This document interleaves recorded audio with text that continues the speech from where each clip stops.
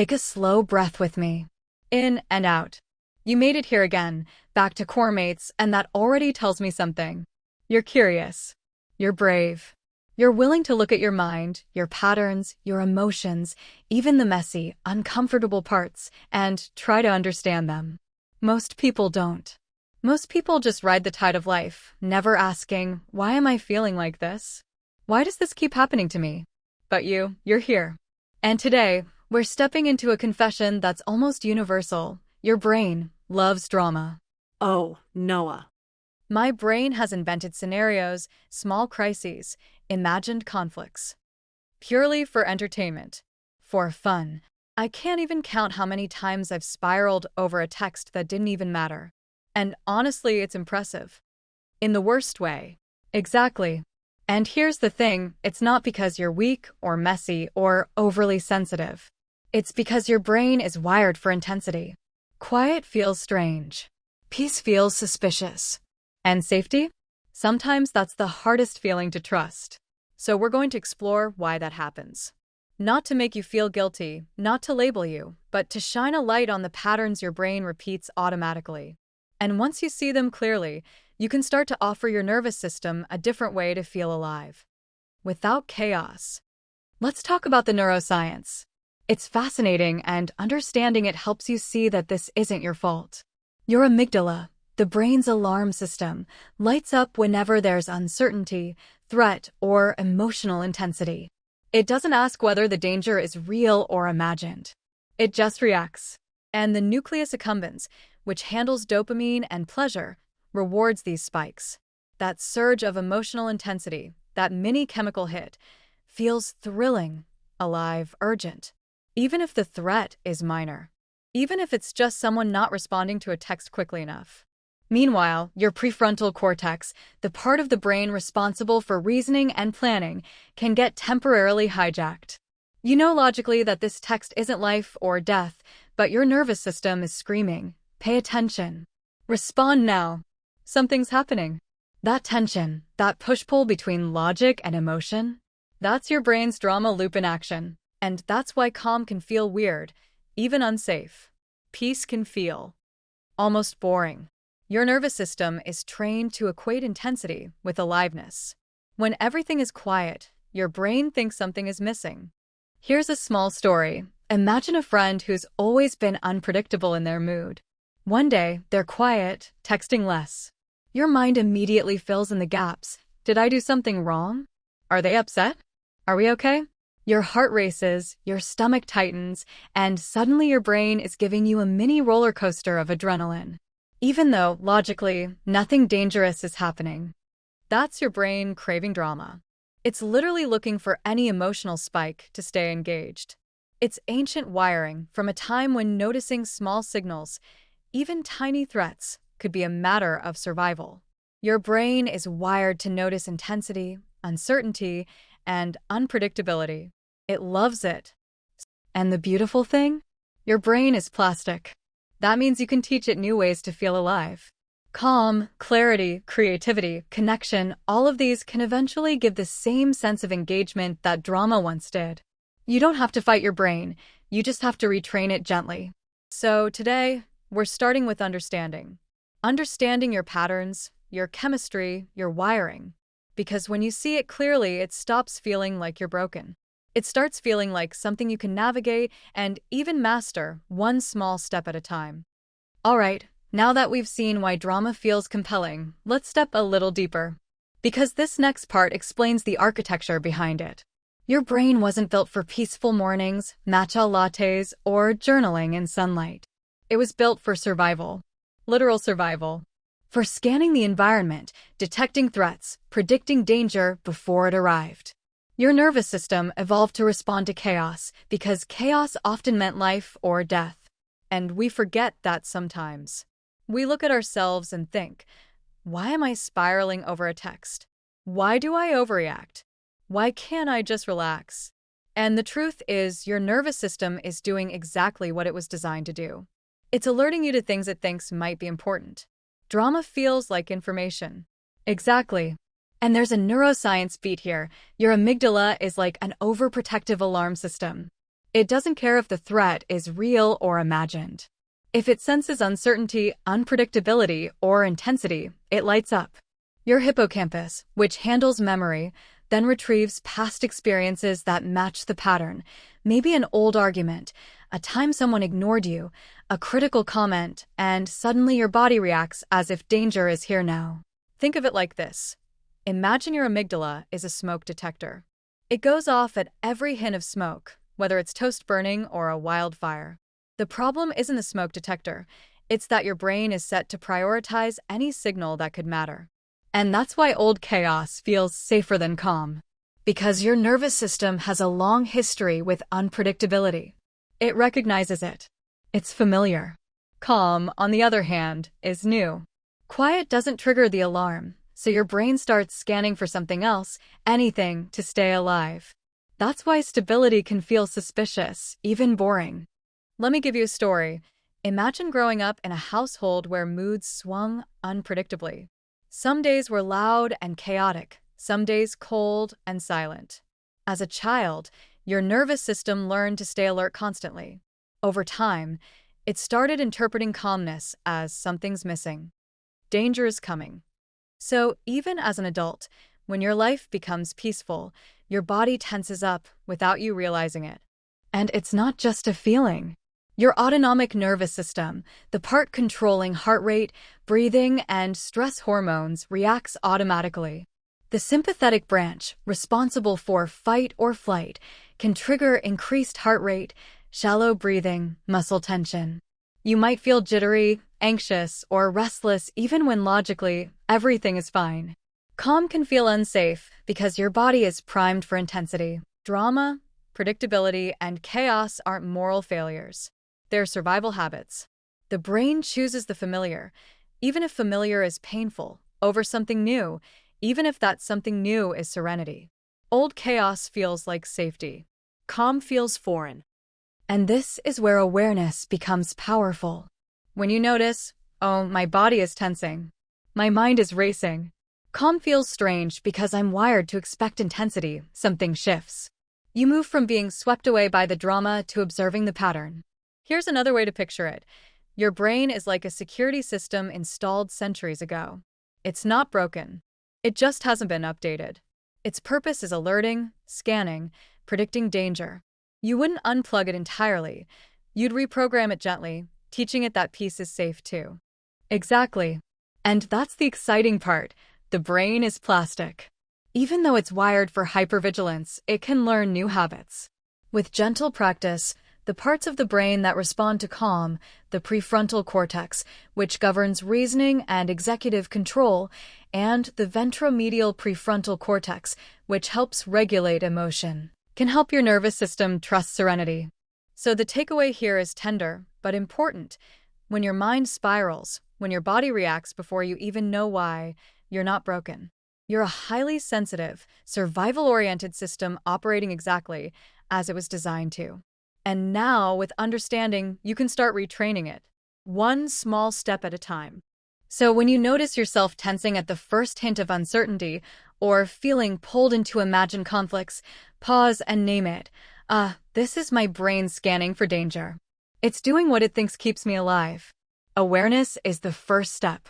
Observation interrupts automatic reaction. And that's where choice begins. You know what's fascinating? Your brain doesn't actually care if the sensation it's getting is healthy or destructive. It just wants stimulation. And drama, emotional chaos, overthinking, imagining worst-case scenarios, refreshing messages, replaying old conversations, all of that creates a perfect storm of microdopamine hits. It's like giving your nervous system candy.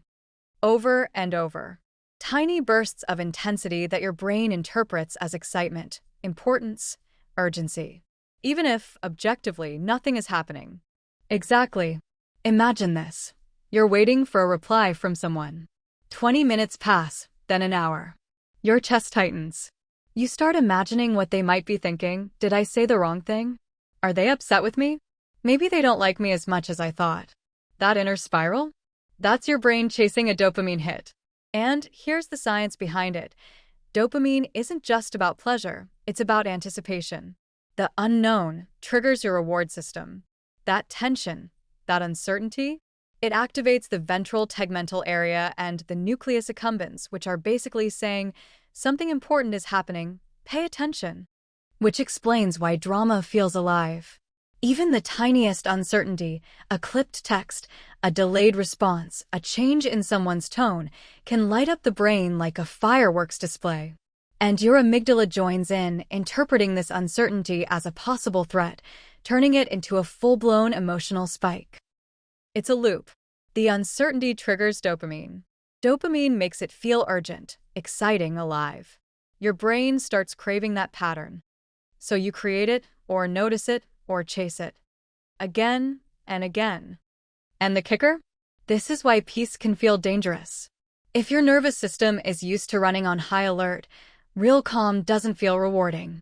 It feels flat, like something is missing. Because calm doesn't trigger that microdopamine rush. Calm is predictable. Calm doesn't feel urgent. And your brain, ancient, wired for intensity, notices that absence. Let's put it in everyday terms. Think about scrolling social media. Each notification, each like, each unexpected message is a tiny spike. Your brain lights up like it's in a competition for survival. And just like drama, your system starts craving the next hit. That's why checking again becomes irresistible, even when you know logically it's pointless. Or think about past relationships. You know the ones roller coaster, unpredictable, emotionally intense. Your nervous system can become addicted to that cycle. Not because you love chaos, but because your body learned to equate highs and lows with being alive. Here's a little story. Imagine someone who grew up in a household where emotions swung wildly. One day, a parent was warm and affectionate. The next, silent and cold. Over time, your body starts craving the highs because the lows were familiar. Chaos becomes a familiar baseline. Calm feels foreign. Safety feels almost suspicious. And all of this is neurobiology. It's not moral. It's not a flaw. It's just the system your brain has been running on for decades, maybe since childhood. But the beautiful part?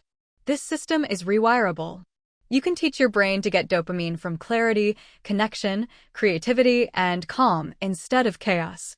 You can train your nervous system to reward stability rather than only spikes. So the next time you catch yourself spiraling, imagining the worst, rereading texts, overanalyzing someone's tone, pause. Notice it. Name it. Your nervous system is chasing the chemical rush of drama, and you can step in with awareness. That's the first real step toward breaking the loop. Because the more you observe this loop, the more you realize you're not weak. You're not dramatic without reason. You're biologically wired for intensity. And now, with understanding, you can start gently teaching your brain there's another way to feel alive, one that doesn't leave you exhausted at the end of the day. All right, so let's talk about the stories. Because your brain doesn't just crave drama, it creates it. It narrates it. These internal scripts feel urgent, emotionally charged, and completely real, but they're often just patterns your nervous system knows by heart. Exactly. Most people think drama starts with an event, a message, a conflict, a misunderstanding, someone's tone. But the truth? Drama usually starts inside, with a story your nervous system already knows. And when you're unaware of the story, you don't get to choose your role. The pattern chooses it for you. Let's name a few of the classics, the ones most of us don't even realize we're acting out until we're halfway through the scene. 1. Something is wrong and it's probably my fault, the over-responsibility script.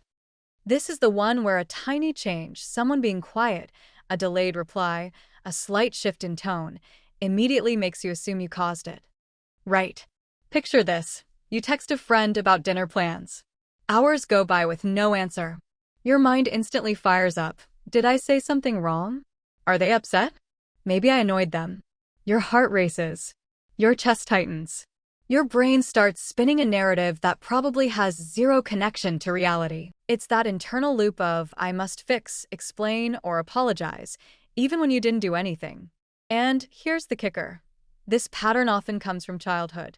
If you grew up in an environment where you had to anticipate others' moods to feel safe, your brain learned early.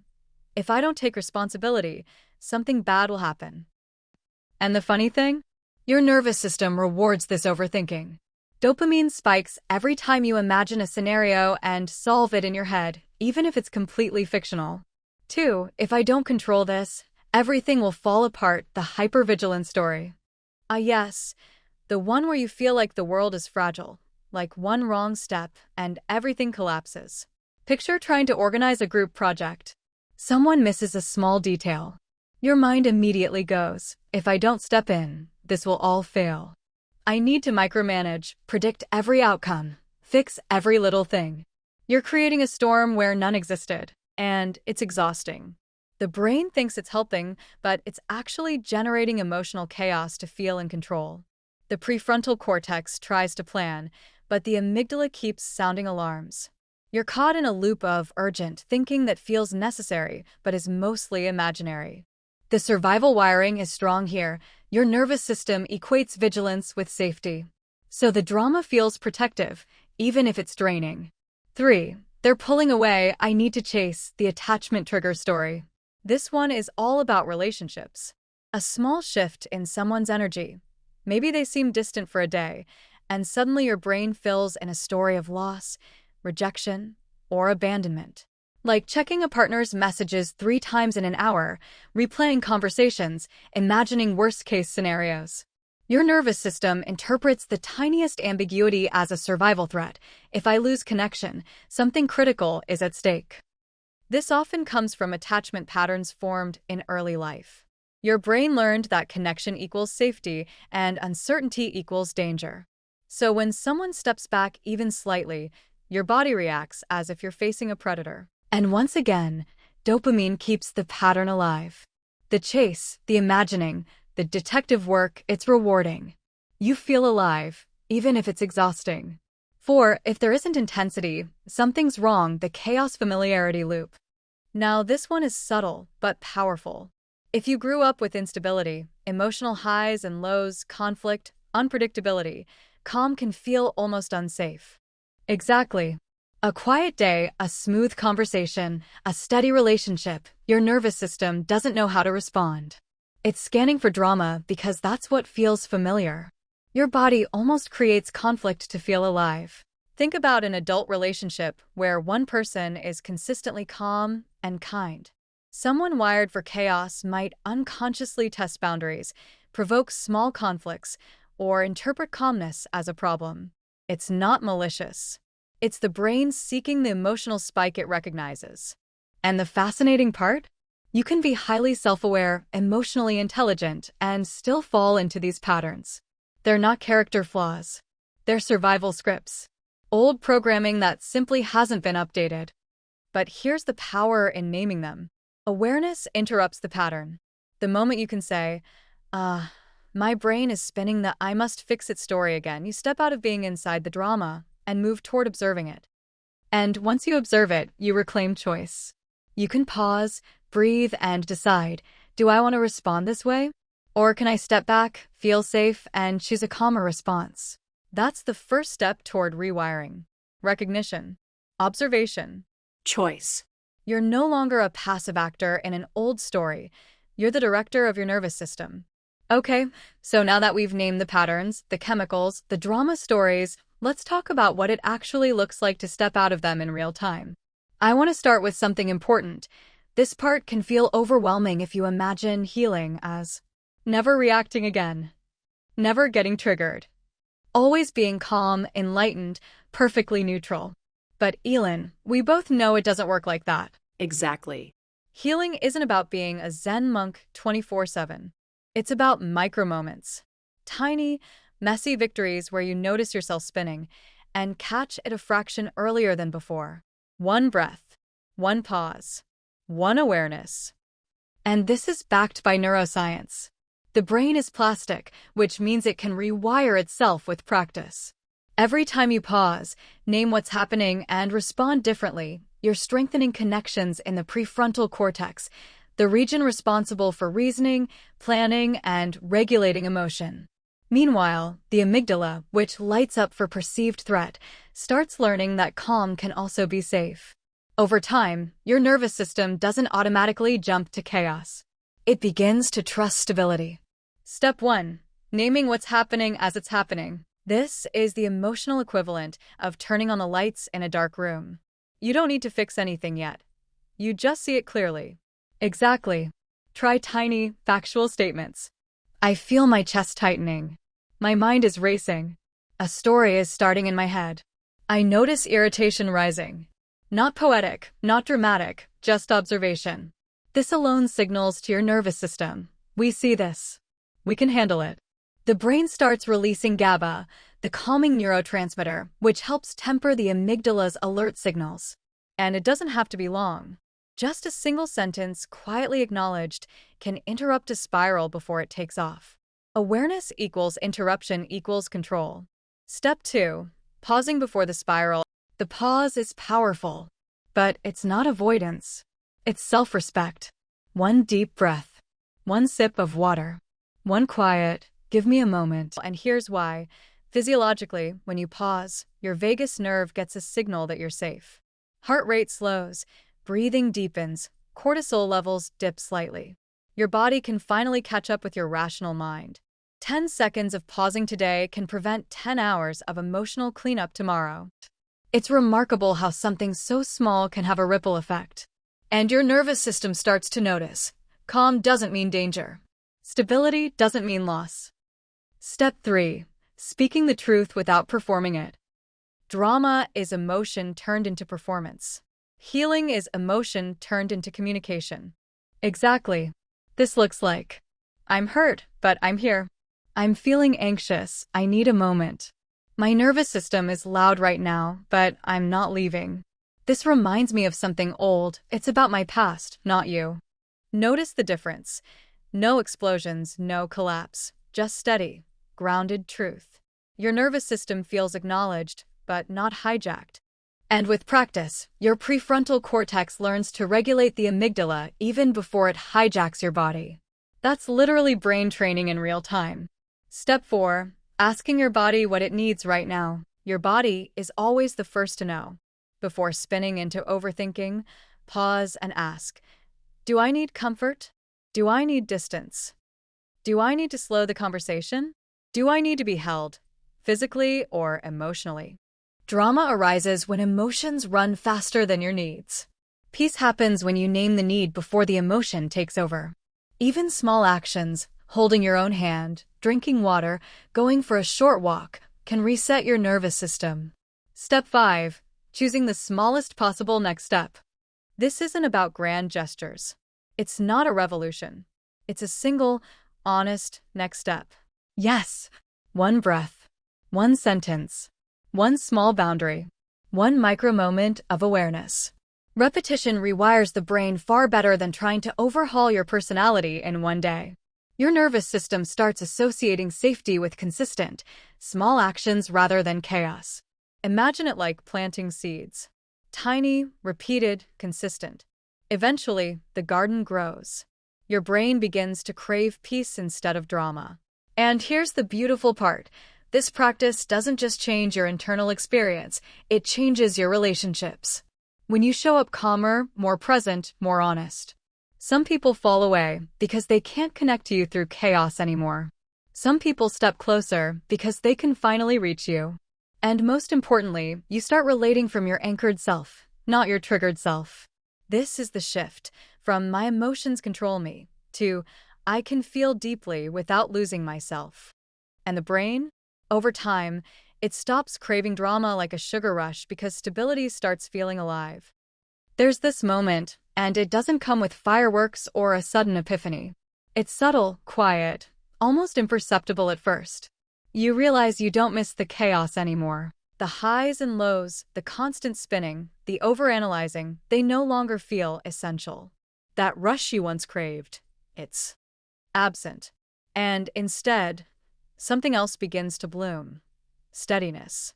Think about it. You stop checking your phone every 5 minutes. You stop replaying old conversations like a detective trying to solve a case that doesn't exist. You stop imagining the worst. You just breathe. And yes, at first it feels almost suspicious. Right? Like, wait, is this allowed? Am I missing something? But slowly, the brain realizes calm doesn't equal danger. Peace doesn't equal boredom. Stability is actually. Safe. And safe feels good. Here's where it gets even more beautiful. The boring things start to feel alive again. A quiet morning with sunlight through the window. A conversation that isn't dramatic but deep. A cup of coffee that tastes like, well, coffee. The ordinary starts feeling extraordinary. Relationships shift too. People notice the change. Some drift away, not because you're doing anything wrong, but because they could only connect to the old, chaotic version of you. Others step closer, drawn to the calm, steady presence you're showing up as now. And the changes ripple outward. You speak more clearly. You set boundaries without shaking. You feel your emotions without collapsing into them. You stop shrinking to keep the peace. You stop exploding to be heard. You start relating from the part of you that's anchored, not triggered. Your nervous system begins to crave safety the way it once craved chaos.